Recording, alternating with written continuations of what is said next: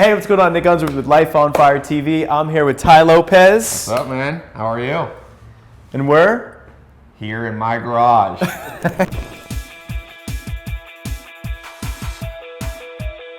Hey, what's going on? Nick Unsworth here, and I'm a kick-ass business coach, and I'm on an absolute mission to help you find your purpose in life, to help you love what you do for work every single day, to help you be the rock star that you are meant to be, to make more money than you ever thought was possible, and to have more time freedom so you can actually enjoy the life that you're living. I'm here to help you set your life on fire.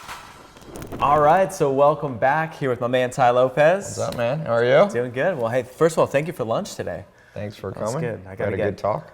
Yeah, it's a good time. We could have put that on camera. I know. You always got to film that B-roll footage. Get a little behind the scenes stuff. Yeah. So here's the thing. Part of why I wanted to have you on is to share about just some of your journey. Yeah. And then I definitely want to get into just purpose. I want to get into mindset and for sure marketing. I feel like out of everyone out there, just whether it's a podcast or a video show, I feel like you're someone that you're blazing a totally new trail. So I want to get some insights of what you're doing differently. Cool. But before we dive into that, I'd love for you to share some of your background, things like the letter from your grandfather and just how you got started in business. Okay. And what were the things that brought you along the way to today? Cool. Yeah, I mean, it's funny. It's funny how the human brain works. Now people, I'm here in Beverly Hills.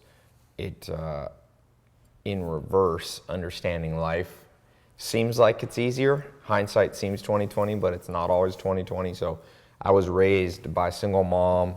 My dad was in prison when I was born, so I was born down here in the ghetto in Long Beach. And so, without going through the whole thing, when I was 18, or a little bit younger, I started realizing like life's complicated. You not only have to figure out, at that point I was trying to be like, do I want to go to college? What college? What's my major? You want to figure out who you're going to believe in politically, religiously, where you're going to live. So I felt overwhelmed by all these choices. And so what I decided to do, I remember having this aha moment. I was like, I got the answer. I just find one super smart person, and the next thing you know, I'll have all the answers. So I didn't know that many people, so I not emailed. I wrote a letter to my grandpa, who was like in his 80s, didn't email at all. And I said, Was he Snapchatting at all? He wasn't Snapchatting. He's like, hey, Ty, I got a little word for it. Yeah, no, he had a home phone with a zzz dial. But I wrote him and I was all excited, and he would write back real promptly. I lived in North Carolina then, he lived in California. And he wrote back and he said, sorry, I can't help you.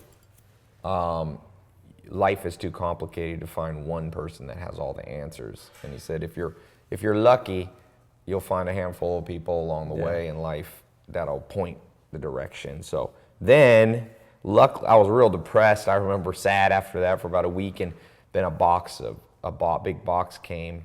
I was living in a mobile home, and then I grew up living in a mobile home for a while. As a teenager, I lived there for 5 years or so, and this box came to the front of the mobile home, and I opened it up, and it said, try these. And it was a series of books by Will Durant, who won a Pulitzer Prize, a historian. Just crazy, it's 9,000 pages.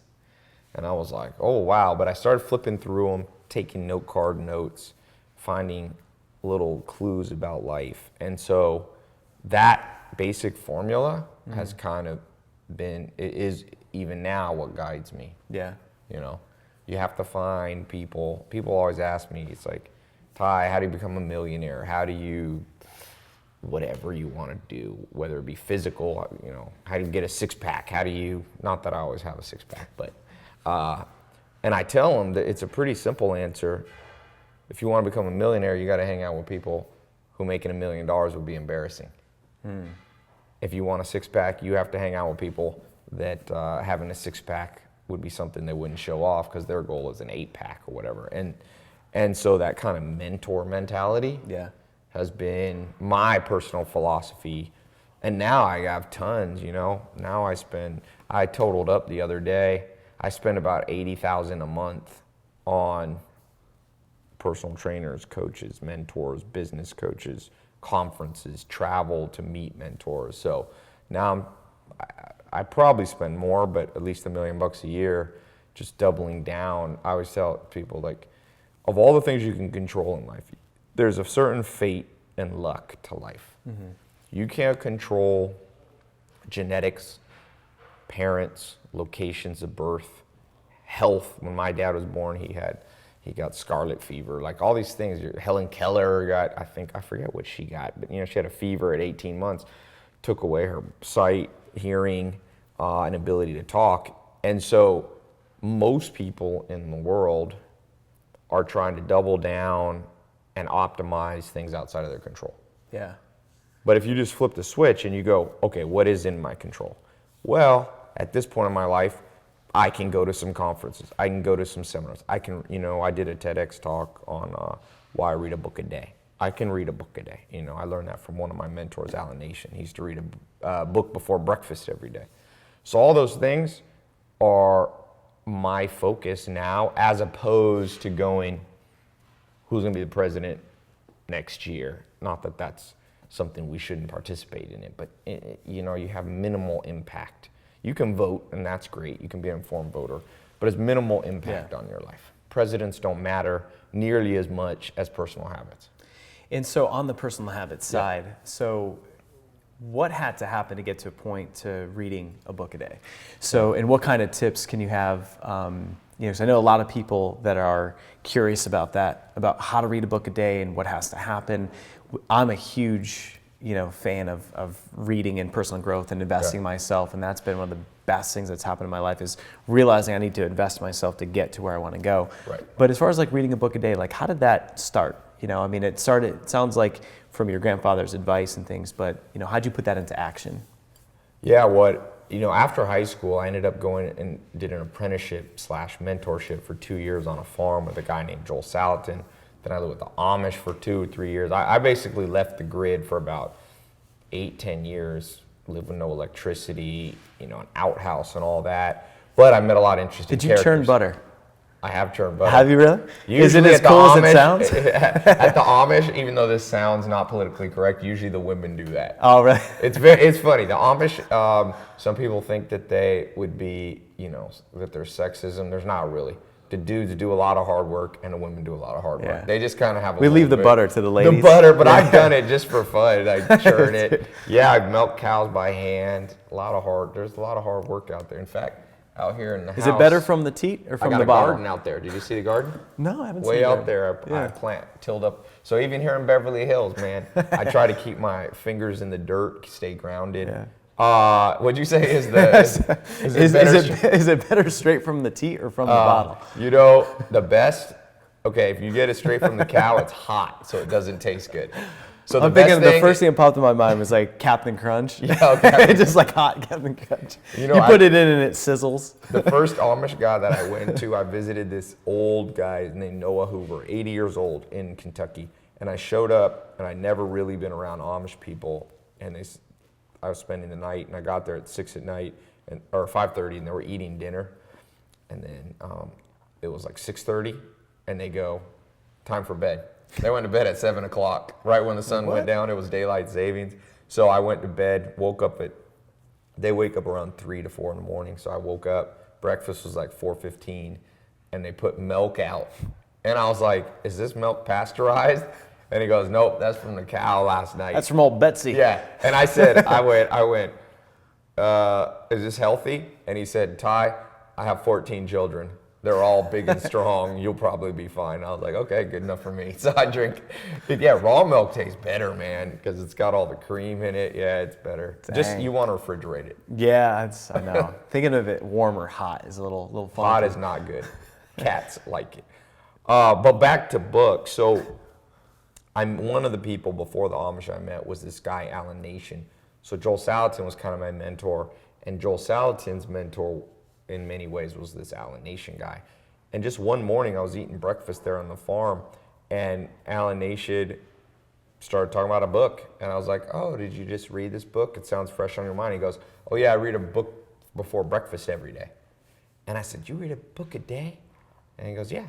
And I said, do you remember it? And this guy had a photographic memory, so you could pick a sentence, he could tell you what page it was on. I don't have a full photo. I have a decent memory, not as good as his, but that was, that one of the things that, remember I was saying, to become a millionaire, you got to hang out with people where being a millionaire is embarrassing. So when it comes to like books, before my barometer was very low as to what I thought was a normal reading pace. So I thought it was normal to read. The average person in the world reads about 2 books a year. They buy now, most books in history have been purchased. I own the biggest book club in the world, so I see all these stats, Amazon. 17 books is because of ebooks, makes it easier. But the average person only actually reads 1 or 2 of them. Yeah. Now the average CEO, the average highly successful business person reads about 1 a week, 50. Wow. So even then, the barometer, let's say my barometer was 1 a week, this Allen Nation guy snapped me out of it. Wow. And then sometimes it's as simple as someone just snapping you out of it. Yeah. And then all of a sudden you start to read more. And there's techniques. People ask me, do you speed read? Do you skim? Do you read every word? I was looking at some comment somewhere, and it was just like, oh yeah, he reads or you look at the front and then like the back or something. Yeah, I get a lot of people making up stuff about me. A lot of people think this house is a green screen, or my Ferraris are green screen. I have a shirt, I got this t-shirt line, and it says, I need new haters because my old ones are starting to like me. And that's what happens over time. Mahatma Gandhi said, first they ignore you because they don't know who you are. Then they laugh at you. They hate you. And finally they love you. It's kind of like the steps of denial. And I'm not saying I'm like Gandhi or anything like that. But yeah, I get all these theories. A psychologist calls that pain avoiding delusion. So if I say you should read a book a day, instead of people just coping and going, wow, I'm going to set a new barometer, a lot of people like to go, no, that's impossible. So I teach, when people ask me to teach them to read, sometimes I'll recommend that you start out breaking free from the bonds of thinking you have to read every word. So when you're a newbie lifting weights, they just start you with the 45-pound bar. Yeah. You're not. I got a bodyguard guy that goes out with me. He benches 550 pounds.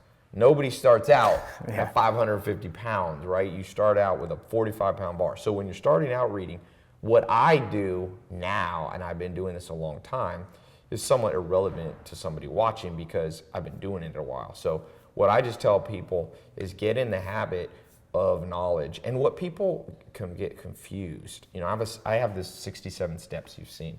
And it's the 67 videos I've learned from mentors. And one of them is called flurries of activity. And so what a lot of people confuse is end game oriented versus activity oriented. So a lot of people go, well, Tai, if I only read half of a book, I've somehow failed. And I go, wait a sec. You're focused on activity. Reading a book is an activity. It's a quote unquote feature. In marketing, benefits are what you want to focus on. So why are you reading a book? And the answer is to gain a new angle, to see new insight, to find cutting edge trends and things like that. And so what's better? Being overwhelmed so you never read a book? Right. Or just reading half of it? Yeah. You still have infinitely, 0 versus half is an infinite difference. If you do the math, it's a sideways 8. So you want it, that's just like lifting weights. A lot of people go into the gym, they see other people lifting 300-pound bench, so they try it, they tear a muscle, it doesn't work. and then they never do it again. And I'm like, what's better, 0 lifting weights or just start out with the 45-pound bar? So the incremental approach we were talking about this earlier, with your business, my business, you always want to be incremental. The great Charlie Munger says, step by step you get ahead, but not necessarily in fast spurts, but you prepare for the fast spurts by building discipline on the small stuff. And so on the habit side, like for you personally, do you have certain times you like to read, or like how would you recommend, so for someone that does need to take the first step, the 45-pound bar, like what would be the steps of creating the habit? Just, daily, or just like looking at like a book a week, or what would you say? So what I would try to do, I have one of these coaches. I said I have like all these different jiu-jitsu coaches and boxing and basketball, but I also have a meditation coach. She has a PhD, Isabella, from UCLA, and she teaches meditation. And she said, the thing about meditation is if you go into it going, all right, I'm going to finish my 15-minute meditation, she's like, you defeat the purpose. The goal is mindfulness in the moment, right? So you want to relax. I had actually George Mumford here, who was Michael Jordan's psychologist. Now he's a psychologist for the Knicks, who need a lot of help right now.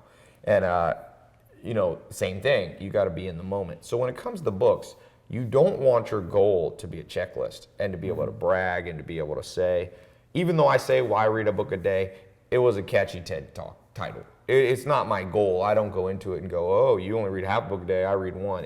Who cares? So the first step I would say is to remove, a very strict, you want to have general goals. Like for me, Warren Buffett, second richest man in the world, he reads 500 to 1,000 pages a day. Wow. Okay, and he's been doing that for 50 years. So people say you can't read a book a day. He's been reading 3 books a day. How does he do it? He reads for 8 hours a day.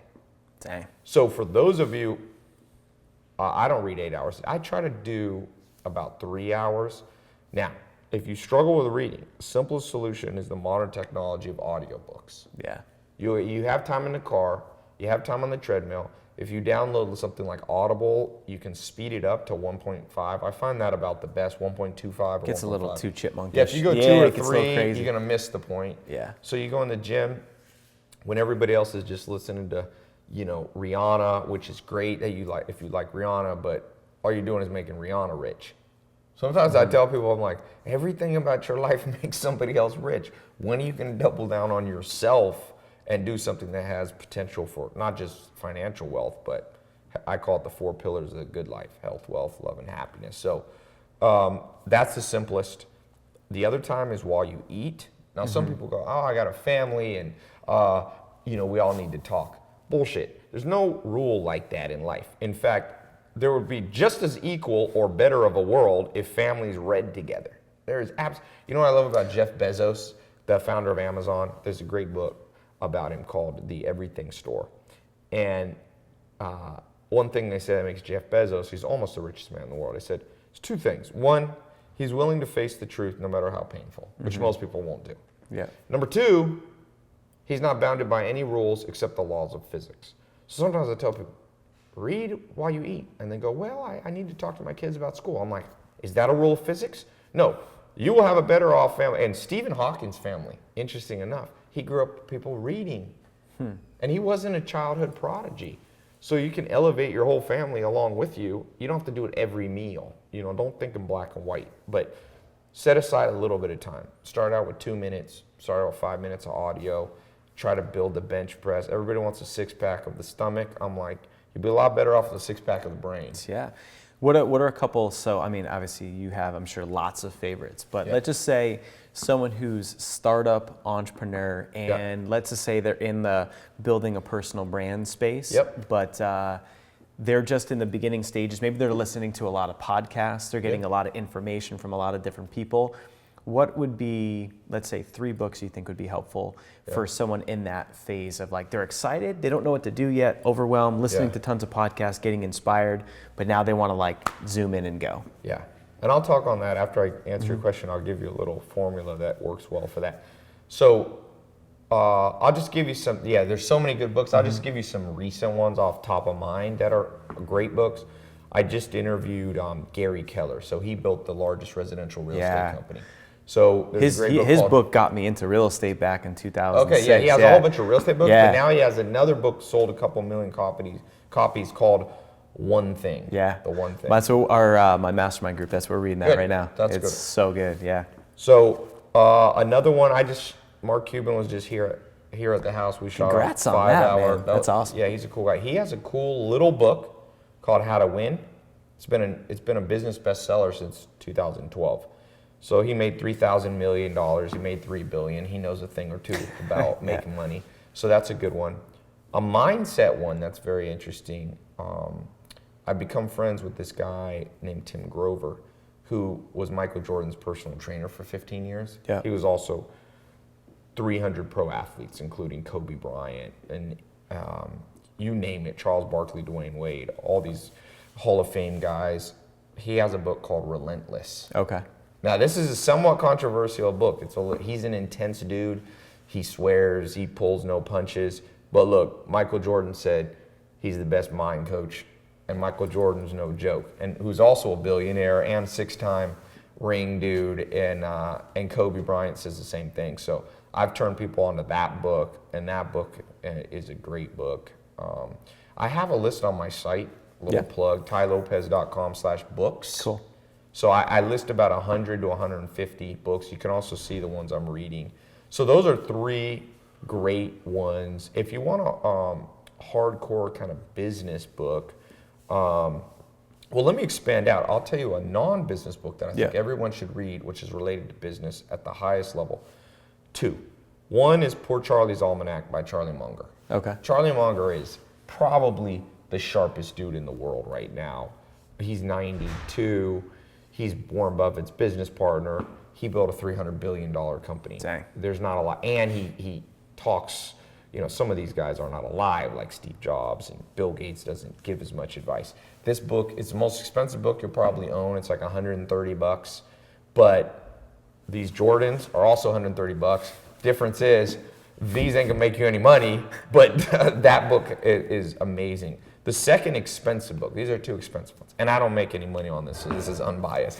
The second one is a book by a friend and kind of a colleague now, Dr. David Buss. So he's at the University of Austin, and he's in many ways considered the premier evolutionary psychologist in the world. Yeah. So he wrote the textbook that are used, I think it's used at Harvard and all these Ivy League schools. So it's a yellow book. It has a lizard on the front. It's a textbook. But man, that thing reads, I read it in one, that's probably the biggest book I've read in one sitting. I was on a flight to London. He gave it to me, the new version, and said, I bet you can't read this in a day. And I said, David, I'm on my way to London. I got 10 hours or something. And so I read it. It reads almost like a novel. Dang. And it's the most cutting edge science of understanding people's behavior. And if you're in business, you're really in a behavior business. Yeah. Because money is a fiat currency. It's not gold. That means it's printed. It means it's related to other people's perception of you. People think you bring a lot of value. If you're Michael Jordan or Kobe Bryant, they enjoy. Well, I just went to the Laker game last night. People love Kobe. They'll pay him $25 million a year. Yeah. So you have to understand psychology, and that one's very cutting edge. It's very controversial. Some stuff, just move on if you don't agree with it. But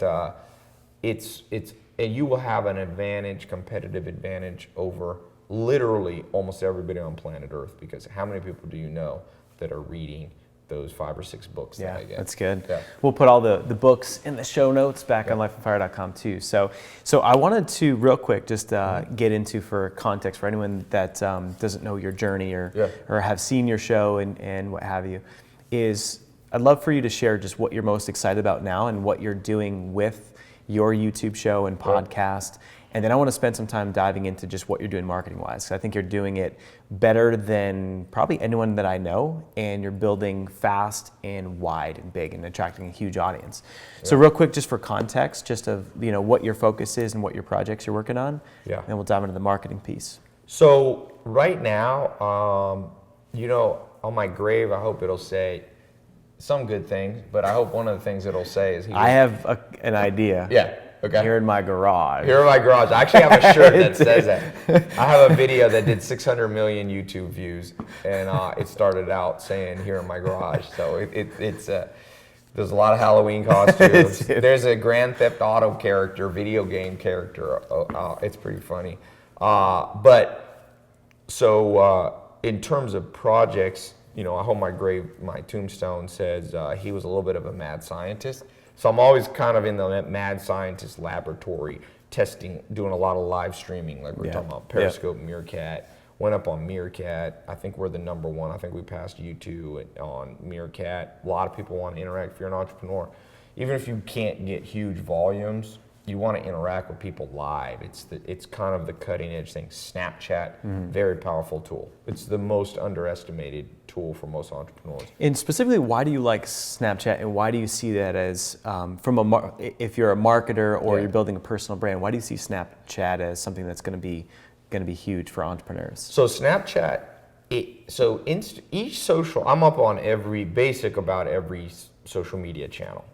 YouTube, I'm one of the biggest YouTube guys. We did 1.2 billion videos, been viewed 1.2 billion times about you. I just did a Google invite only. They had me speak at Google to the marketers, and they said, Tai, your videos been watched 350 million minutes this year in the last 8 months. So it's about 700 years worth of viewing. So YouTube's very powerful, but each channel is very different in the capabilities. YouTube's long form. Yeah. You know, podcast, audio, long form. So those are powerful tools. But on the flip side, Twitter is like a news feed. So you can post a lot to Twitter and not overdo it. Facebook fan page and Instagram, you can saturate it and you can turn your audience off. So Snapchat now allows video, 10-second video, allows pictures. You can overlay them with text. And the way it shows, they introduced this thing called a story. You used to only be able to send one picture to like one or two of your friends. Now you just post it kind of like on your wall. It's called your story. And it's available for 24 hours and then it falls off. And the two cool things about Snapchat that your audience will figure out, you can't upload a picture or video later, which means everything just happened. Yeah. You're not allowed to upload. There's no hack for it. So I can't go to the Lakers last night, wake up today and go, let me post like you can on Instagram and Facebook. Yeah. So it gives us this feeling of like, ooh, this is right now. It has to be real time, yeah. Because it falls off in 24 hours, your content doesn't get old, so you can post a lot. I did a big party I should have invited you guys. I did one when you do your mastermind. Yeah, it's Saturday night I did I don't know how many people I had there. A lot of people, a lot of girls for you guys that are single. But I had 500 people or whatever here in the backyard, and I did a charity for disabled veterans. But I posted like 60. So when people come on my Snap, they were like, "Holy crap!" They're just like, "Bah, bah, bah," and you can just as you put it's like a slideshow of photos and videos. So it's cool. It's if your audience is older, it's a little harder for them to. Snapchat's not the easiest. It's probably the hardest social network app for people to use. Most people take like a week to figure out how to use it. Like, do I slide up, sideways, this, plus, minus? But if you have a younger audience under 25, it's the Instagram, Facebook killer. Like Snapchat is a legit biz. It's worth a lot of money. So that is one that I like just for that. It's kind of the best of all things if your audience is on it. So I've been working a lot on those things. I'm working on a big TV show. I'm trying to decide, do I want to have a TV show that's on a big channel, or do I want to control the content and just do it digitally? Solo? Or not solo, but like more like your on own way. YouTube or something where you can overlay call to actions and there's no Bravo, NBC, Esquire, like True TV or any of those overseeing it. So we're working on that. I'm doing a lot of, my brand now is a cross between maybe an Entourage, Shark Tank, and a talk show. Like I interviewed Hillary Clinton.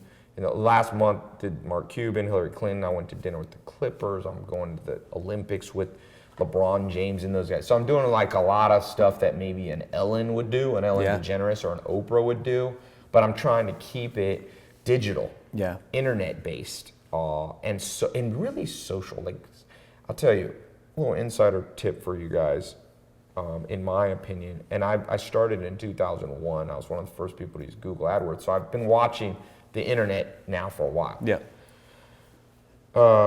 Only now are we in the age of social media. People would have told you 08, 09, this is the age, but there's a biological rule. There's a good author named Steven Johnson. Read anything by Steven Johnson. He wrote a book, Where Good Ideas Come From, and there's this biological principle called the 10-10 rule, which it takes 10 years to develop a new technology and 10 years for them to catch on. So the real lag is always 20 years.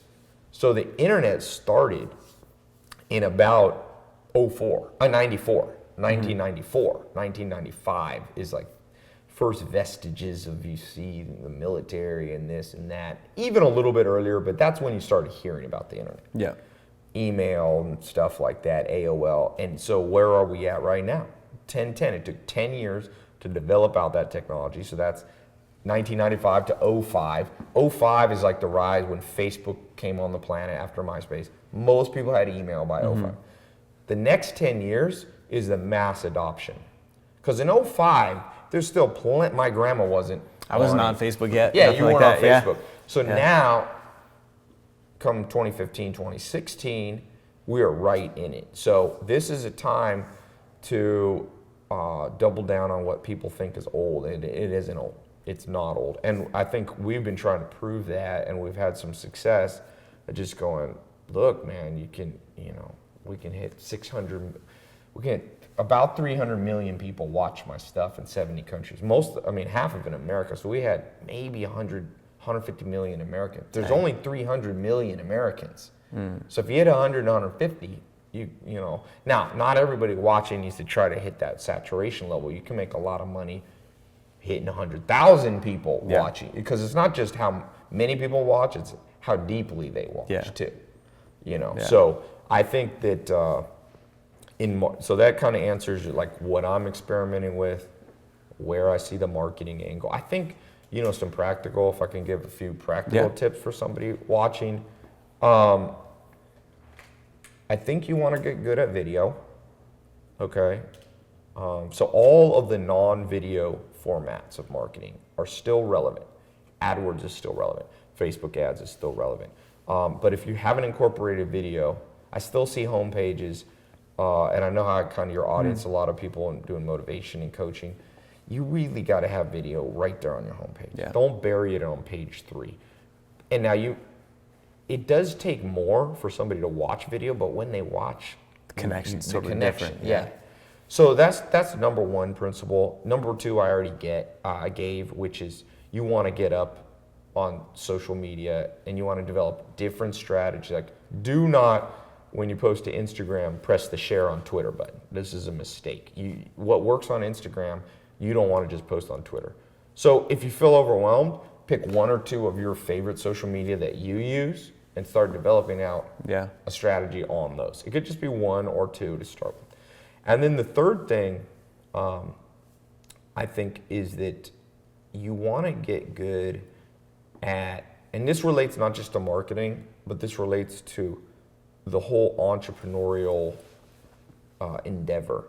And I'm kind of, I don't know if you ever heard of lean startup? Yeah. Oh yeah. So there's a lot of business philosophies out there, how you build, I used to work at GE Capital. GE was General Electric, used to be the largest company in the world back in 2001. I worked there for a little bit. And they followed this business philosophy called Six Sigma. It's a way of getting rid of defects, organization. So that's one business philosophy. You have lean startup. There's all these different philosophies. So I've kind of pioneered my own. I have a lot of employees and CEOs who run companies that I start or buy. We're looking to acquire a lot of companies. And what I teach them is 2 different philosophies that kind of work. One's the top philosophy. It's called AGF, so Adaptive Growth Framework. So in the past, if you wanted to, let's say we're talking about social media. You want to go, all right, I want to market on Twitter. You used to go, all right, Twitter, to launch on Twitter, you would write out in your head, okay, I'm going to post twice a day. I'm going to post 1 picture and 1 quote. Okay, and then you just do it for a year. That's not AGF. I do Brazilian Jiu-Jitsu. The way Jiu-Jitsu works is you let the enemy or your opponent come to you, and then you adapt based on them. Yeah. So what I would recommend is think about it in like a 2-month testing experiment mode. So you launch up with your hypothesis on Twitter, then you read the feedback. If you post 4 different posts, 1 gets 20 favorites and retweets, 1 gets 8, 1 gets 4, 1 gets 2, do more of the other one. And I know that sounds so elementary. Entrepreneurs don't do this. Trust me. A lot of entrepreneurs follow me. I don't see 1 out of a million that know how to really do AGF. That's the basics. I teach like more advanced version.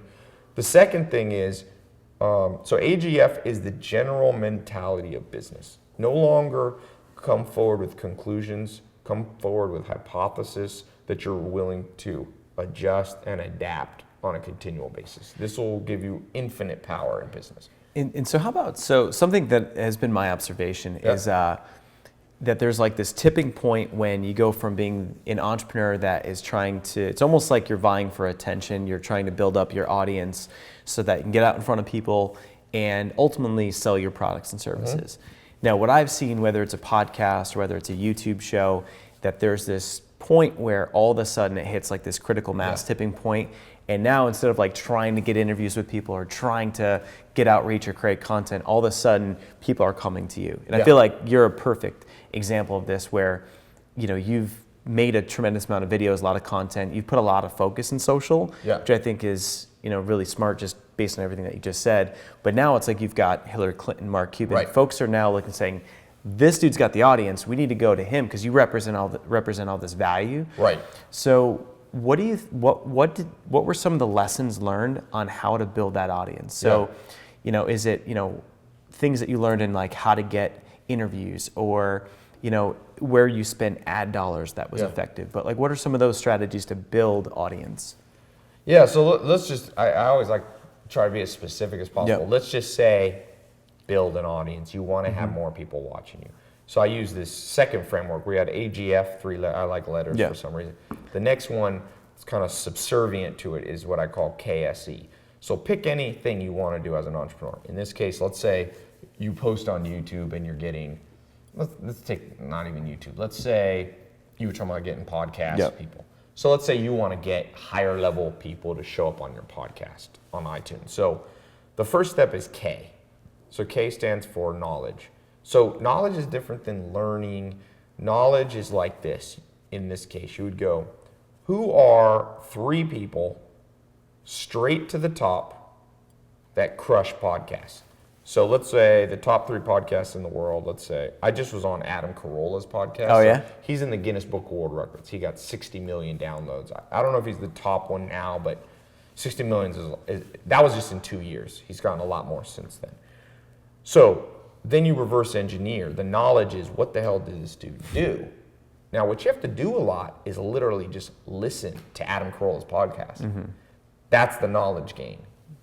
Then the second thing is the S. So strategy is the personalization of knowledge. Because Adam Carolla was already somewhat of a Hollywood star. He had the Man Show. So you're not going to be able to just literally... Ziggy Zaggy. Yeah, Ziggy Zaggy. They had the ladies on trampolines. I mean, that's how you do it. Yeah, Jimmy Kimmel. There you go. No, but okay, so let's say you say, well, he had the Man Show ahead of time, so I can't do it. This knowledge is worthless, Tai.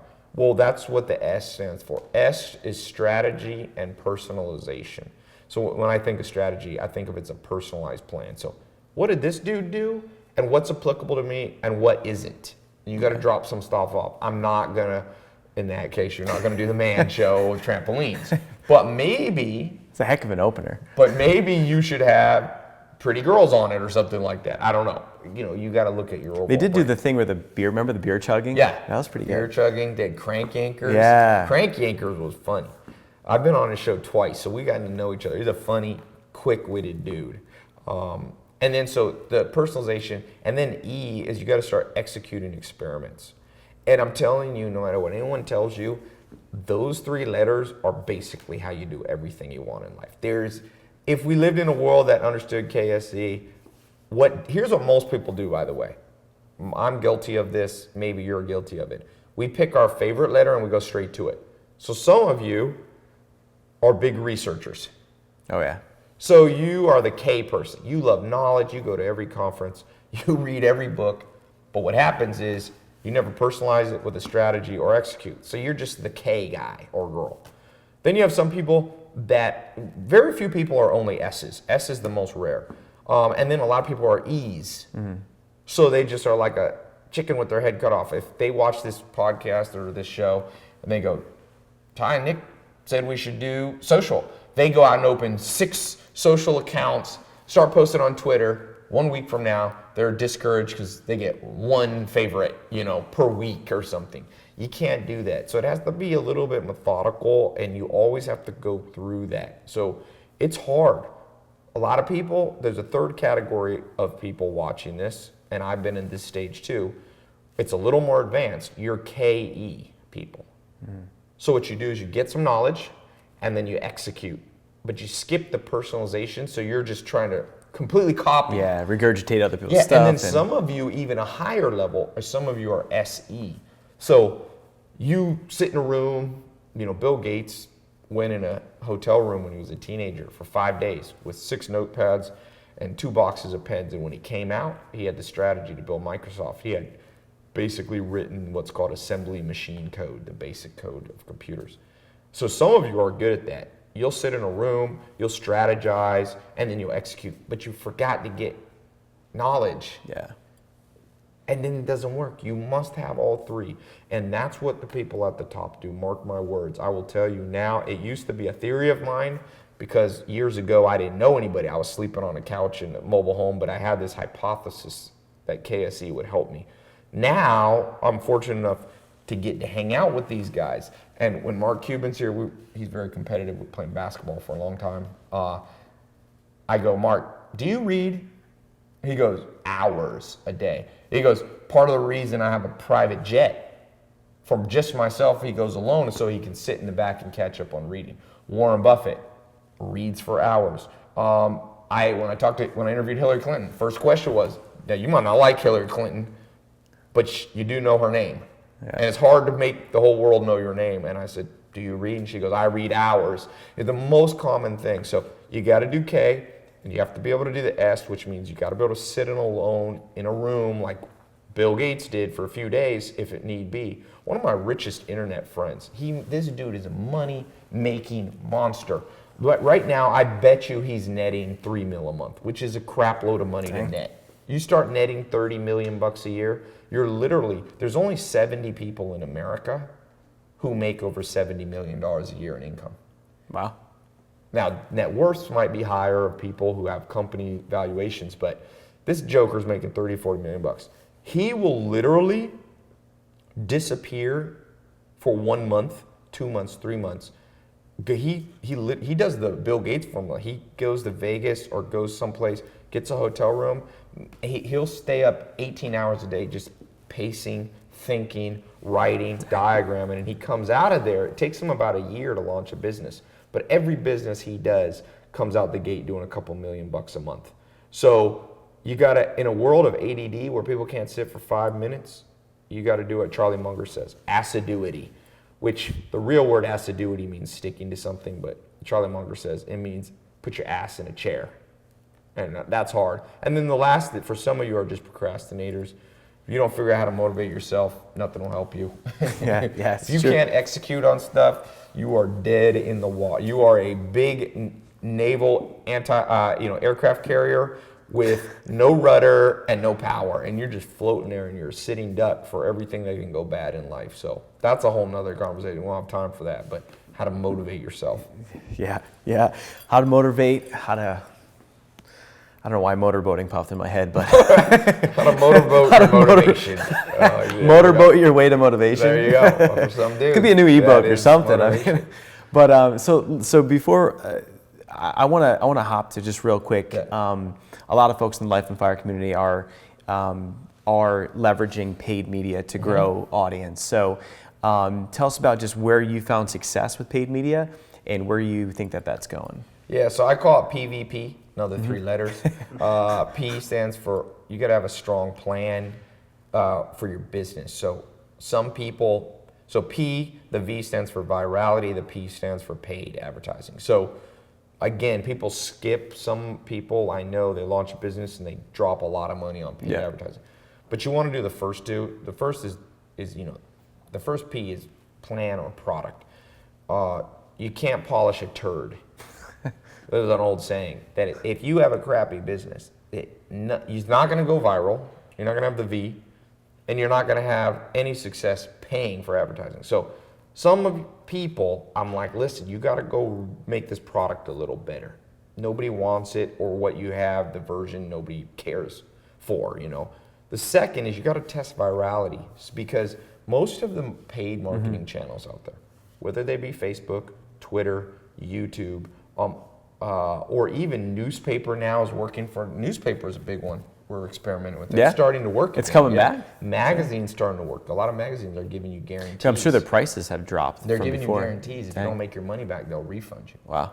So anyway, so you want to make sure, what I was going to say is you can't just buy your way in now. A lot of these, like Facebook, you could set your bid to $10,000 a day. If they're not getting a good enough quality score, they don't show it.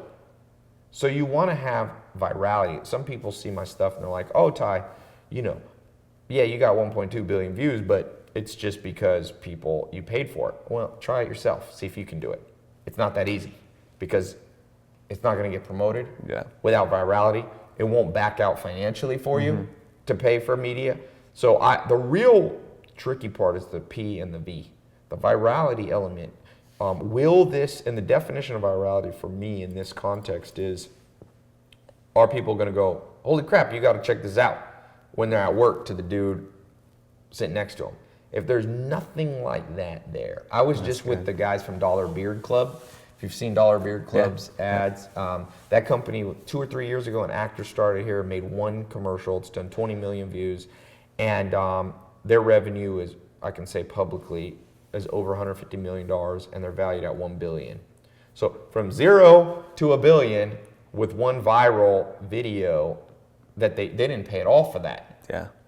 So now they do some paid stuff, I think. I was with the CMO. I don't know I won't say the whole thing, and I don't know the whole thing. But the core thing was free virality. Yeah. So you have to, going back to the KSE formula, knowledge. What's been viral in your industry before? Then sit in a chair, strategize, and personalize, and then start executing an experiment here and there, and iterations over and over until you start to see the virality. Once you see, okay, this is the thing that people want to share, then you use paid as the boost.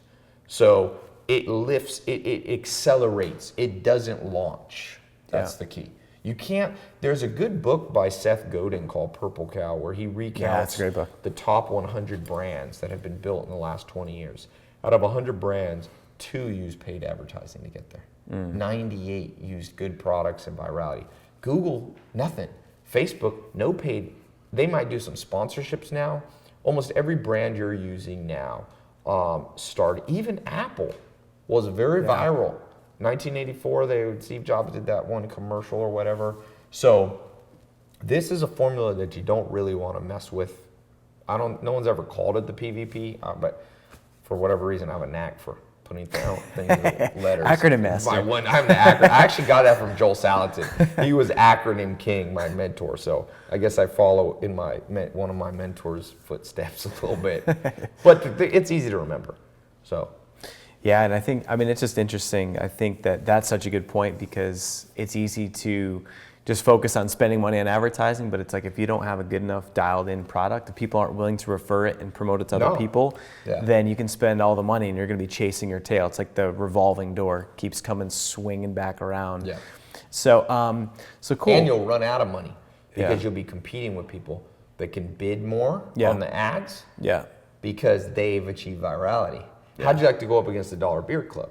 They're already going to get 20 million views for free. So if they boost versus your boost, their cost per view, per acquisition, per click, every metric on the planet, they're already got a 20 million view head start. So it's very hard. So the bad news is some of you go, well, how can I create that? The good news, I did get to talk a little bit with Elon Musk and there's a cool picture on my Instagram, me and him at the Grove here in LA. And one thing Elon Musk says is that you get paid in proportion to the difficulty of the problem you solve. So it's a little bit harder to do paid advertising. It's really hard to do virality, but there's a huge upside to it. Yeah.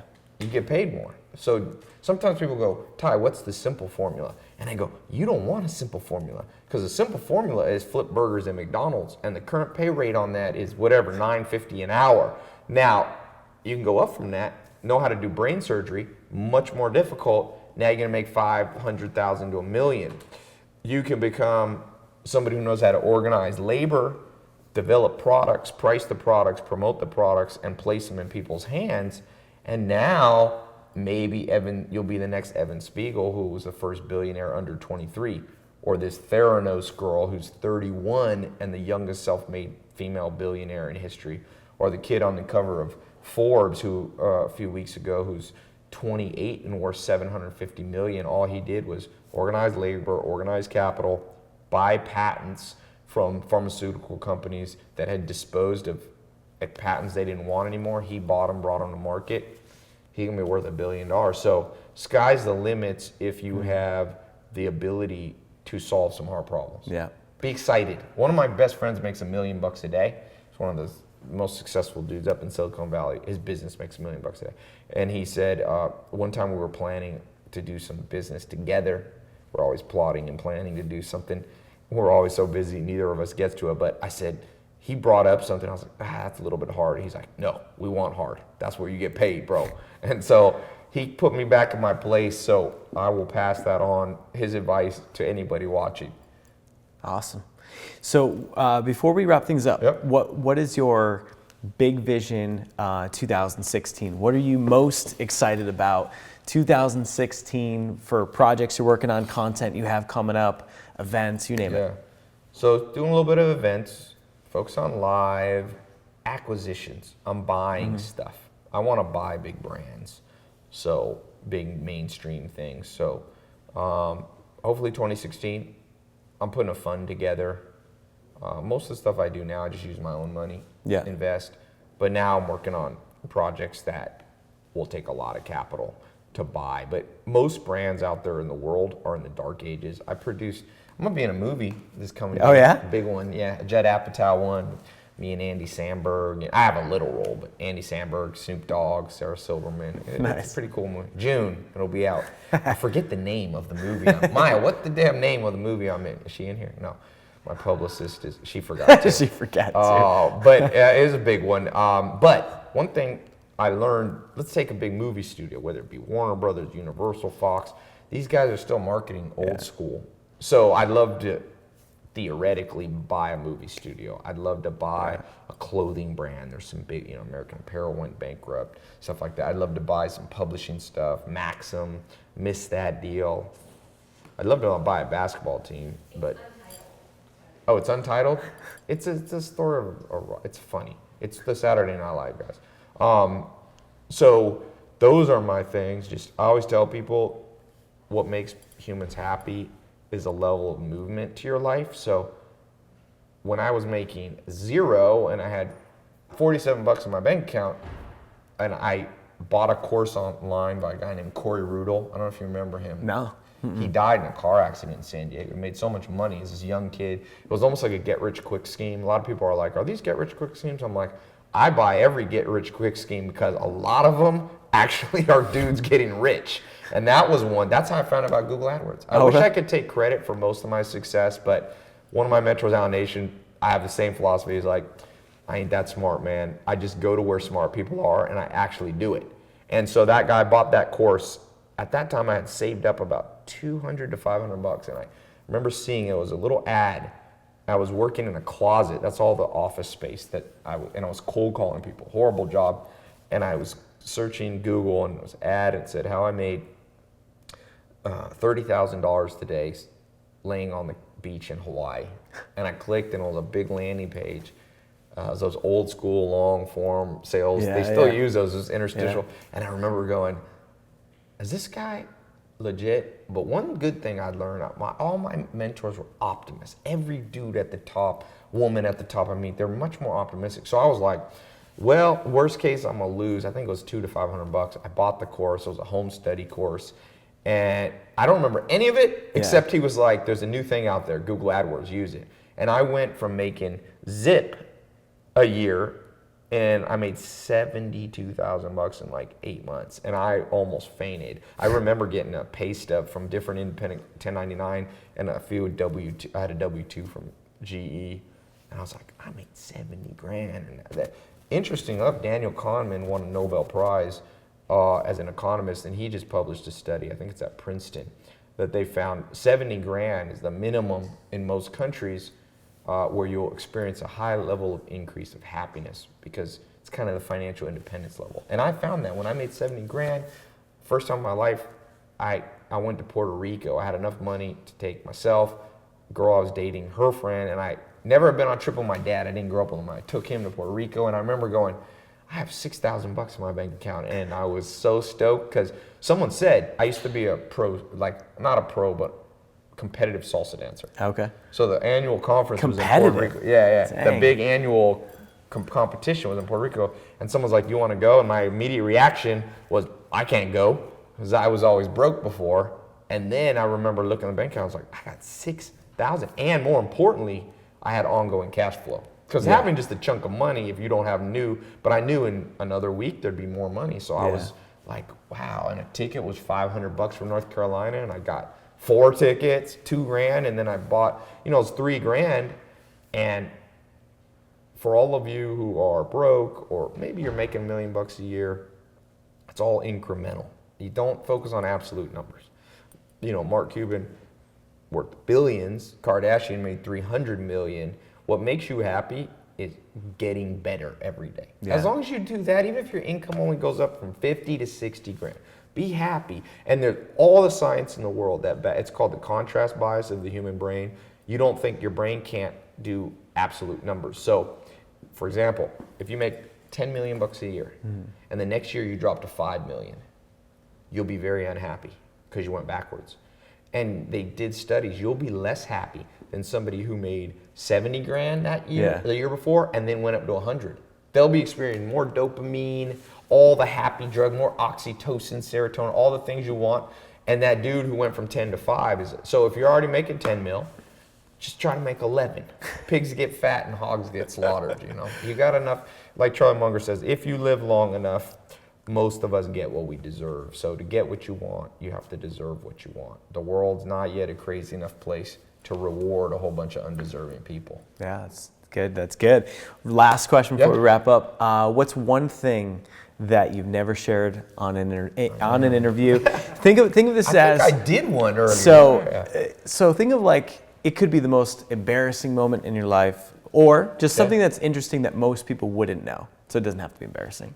Just something that's I call that the prison of reputation. I read an article once on that. So I decided once a month I'm going to have a scandal. Just so that people know that I don't think that I am a saint. I am not Mother Teresa, Gandhi, Martin Luther King Jr. So I probably got a lot of stuff. Maya thinks it's funny that at 12 years old, me and my buddies won the California breakdancing contest. Nice. I don't know if I've mentioned. I didn't know you were such a dancer, man. She freaking thinks that's hilarious. This is my cousin. What do we have to do to make that the intro for this? You want me to I'm not as good anymore. Or the salsa thing. What is it? The merengue. Merengue. What else have I not told much on camera? What else do you laugh at me? The cow. Oh. Yeah. You remember how I was saying in the knowledge and strategy? Good reaction. So she's my publicist and cousin, so she knows too much about me. When I lived at the Amish, I didn't understand the KSE formula. The K, knowledge, learn from others, strategize. So I just did KE. I saw that all the Amish take their shoes off in the summer. They don't wear, no one wears shoes in the summer. They love it, It's actually healthier for you. So I was a city kid, so I was like, I'll take my shoes off too. But they're a lot more skilled with their shoes off around large animals. So I was in the barn with a big cow, and I decided I'd walk by the cow real quick, and it was kind of leaning, so I pushed it. And cows, you can, they say cow tipping, but it was in a stall, so you couldn't tip it all the way up. But I pushed it. And when a cow gets off balance, I found out they kick their leg out, and it kicked me in the big toe.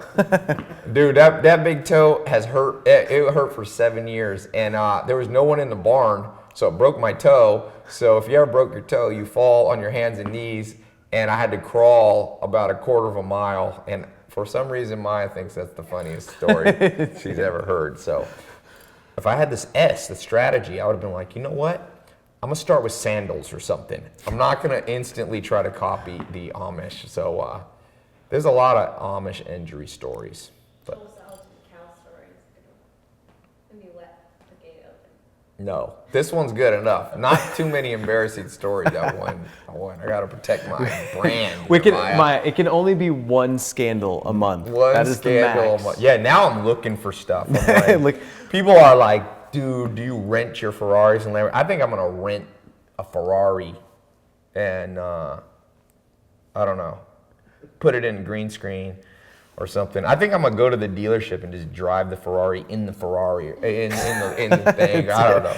Just peel out like in the showroom. Yeah. People are always like when I live stream, can you go in the garage to show that you really have Ferrari? So I think that's, so I know we did a little behind the scenes, like B-roll clips, but what do you think about doing a little tour? Yeah, so for all the people out there that are just questioning the garage. Let's go in the garage. Let's go in the garage.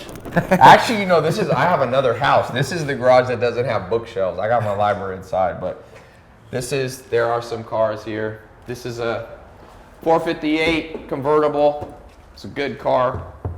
This car I never use. I actually give this to the CEOs that run my company, but I put it in here because a lot of people, I did an experiment. People love Maserati, man. It's crazy. This is probably the funnest one to drive though. For those of you, there's a lot of theories on cars. Lamborghini is a monster. This is a good car. There's also an Aventador, but an Aventador is too hard to drive in LA. The Gallardo is easier to fit in. I like to drive these as like my daily driver. So yeah, here in the garage. Now, so the whole garage thing, just real quick on that. Yeah. Just how many views has that gotten? That And why do one- you think that created such a stir? And like, I think that there's a virality piece, like what, with the, so what was it about that video? If you want to be a good marketer, every marketer knows you need a strong hook. And if you know your audience, my audience is mostly guys, younger guys. I've tested it. Beautiful women or cars, dudes will turn around more for cars than beautiful women. So when you're making, I have a few versions of the Here in My Garage video. And so I think we have 8 versions for different countries and stuff. But in total, that basic commercial did 600 million views. So it's one of the most, if you take out Justin Bieber videos and music videos, it's like top 5 most watched thing in history. Dang. It's been seen a lot. That's crazy. So yeah, I've got this accelerator program, which is kind of a home study online business program that people go through, a 3 or 4 month program. Just watch it at your own pace. And I priced it. I was trying to figure out what to price it. My original plan, I speak at some of these top universities. Even though I'm a college dropout, they don't always know that I dropped out of college. So I spoke at the number 2 business school in the world is after Harvard is London Business School. So I spoke there, did their keynote. I try not to talk crap about college because I'm afraid they'll never invite me back. But I also spoke at USC, and a kid told me that his parents made too much money for financial aid. So he has to pay $267,000 for 4-year undergrad. Dang, wow. So my original plan was to be $60,000 a year, make a 4-year university taught by self-made people. I tested that a little bit, and there was interest. The problem was the only people who could afford it were people who already had a ton of money. Yeah. And I didn't grow up with a lot of money, so I wanted to make a program available for everyday people or broke people like I was. So I decided to price of a community college semester. So priced it at $997, just a one-time fee. But there's about 200 hours of video lessons. I mean, I've got everybody in there. If you want to learn from self-made billionaires, I have them in there. I did 3 videos with Mark Cuban. Not often that you learn from a billionaire. I got Gary Keller in there. I teach all this stuff like hooks and building a business. I should let you look in there. Yeah, it's love turned, to dude. check it out, It's so badass. I'm like, Yeah. I am not charging enough money for this thing. So I have an application on my website. If you just go to tailopez.com, there's one. For those of you who $997 seems like too much money, which is always a bad place to be if you feel like that, because if you think like that, you always lose a lot of opportunities. I've missed some big opportunities by not being ready with having money set aside. Yeah. But I also have the 67 steps, which I think is about the most watched, quote unquote, whatever.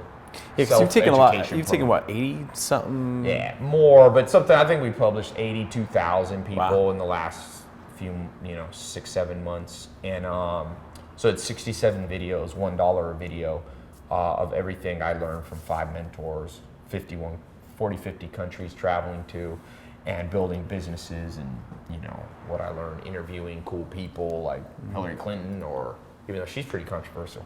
Nothing I've ever posted was more controversial than my interview with Hillary Clinton.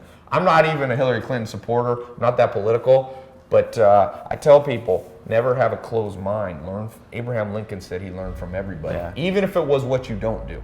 Yeah. And so I put together that program, And people, it's crazy, like that, like the first video lesson has 68,000 positive comments. Wow. That's a lot. Yeah. When people buy stuff on Amazon, they're like, how many good reviews? 200? Okay, I'll buy it. I'm like, no. And here's a side note I don't talk about.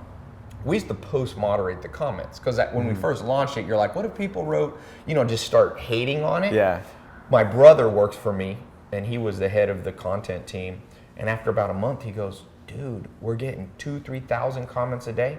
There's 0 negative ones, so we turned off we haven't post-moderated them in 8 months. So 68,000, there's like 10 negative ones. Yeah. It's pretty crazy. That's cool. So it's been a cool program. It's $67. And then there's a VIP program that's a monthly ongoing training. That's $69 a month. But if you can't afford that, you can cancel that. We're real, with rebilling, the Accelerator 997 isn't rebilling. It's 67 steps, has that VIP program.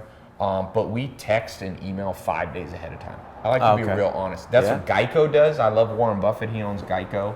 So there's no tricky billing. And the beauty of both of these programs, we have 100% money back guarantee. Sweet. And it's like crazy. We let people refund for any reason. And we only have about 8.4% refunds, which is good. super low. Yeah. For having that kind of volume, that's great. Oh yeah, lot. I hired a consultant. A lot of people doing those type programs are 20 to 30, 15 to 30%. Yeah. So we've been 8 point, and so you can go in there if you don't like it. 91% of people are happy with it, and even those 8% refunds, that counts partial. Sometimes people accidentally got rebilled, and we do it. Yeah. Like if you do like pure 60, it's like under 5%. That's good. Yeah. Yeah. So. I build businesses off it. Dude, we have crazy testimonials. I just had a kid who had an idea for a motocross boot. Yeah. Raised $2 million from it. I got a kid. It's like 18-year-old kids. There's a kid who dropped out of college, which is dangerous, but he pulled it off. I dropped out of college. You can do it. He had $100, moved to Malaysia, found a mentor, got in my program, paid. He had $60,000 in college debt, paid off the debt. Now he makes 500 G's a year in Malaysia. You know how much money if you're 20? Wouldn't you like to be 21, making $500,000? I probably would be dead right now. Back then I was making about $500 a month on a farm. And so we get testimonies from high-level guys. I just had one of my top students, not top students, but one of the students in the higher level thing. He flew in. He's a money manager, manages $145 million. He's making an extra $500,000 net just from a few things in the program. So it's like pick and choose. There's about 100 or 200 hours of content, plus live interaction. So we'll put a link, put an affiliate link. Yeah, man. So you can make money. Spreading it around. But dude, what do you think? Just you want to show a little, just some of the other pieces here? I call this Knowledge Society headquarters, just because I do business stuff. The fish, they get lonely, but they like when people are here. Actually, they'll start jumping around. Do they really? Jump out? They like it. They like. Has one ever jumped out? No, no. Here's the office here. I got a treadmill desk. Always have a treadmill desk if you can. How you doing, man? I don't sit anymore at all. I play chess. I got a chess master that trains me a few times a month. He's a 2400 in chess. Then I have here, this house, I haven't finished. I'm redoing some of my library. I own 10,000 books, but I have a lot of them at my other house. I have 2 other places. So we're building out the things this way too. So it'll be velvet ropes, just so people remember. Library is more important than a nightclub. Let's go out this way. I'll show you upstairs. So here's upstairs. This is the Scarface view. You have a machine. Nice. But like one of the things that I do, you want to have a cool company headquarters if you can, because I can host people here. There's 9 bedrooms up. There's a lot of bedrooms in this house. I think there's 16. And so you live at this house too? Most of the time I'm here. 99% of the time. So how do you balance having team members here with living? I mean, this is just big enough that it's Yeah, cool. but so you really want an office too. This is the master. I'll show you. We'll walk through. It's got a cool. I'm getting in the t-shirt business, so you can see a lot of t-shirts in this closet. This is the bathroom. I'm testing various t-shirts and stuff. So it's mostly a lot of shoes, a lot of t-shirts. Jordans. I love Jordan. Believe it or not, I was one of the top basketball players in high school in the U.S. Yeah, really? Yeah, I'm a big basketball dude. Point guard? Yeah, I played it in North Carolina at the big school out there. So got a cool skylight up here in the bathroom. So here's some video guys that are here. You like the, we got the Knowledge Society mats here.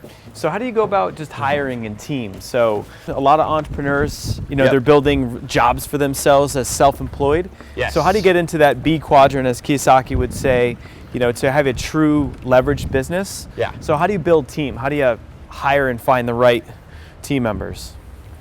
Yeah, so first of all, if you got some momentum to your life, it'll be easier to hire. Okay. Second, there's a great book called by Laszlo Bock, Work Rules. It's how Google hires people.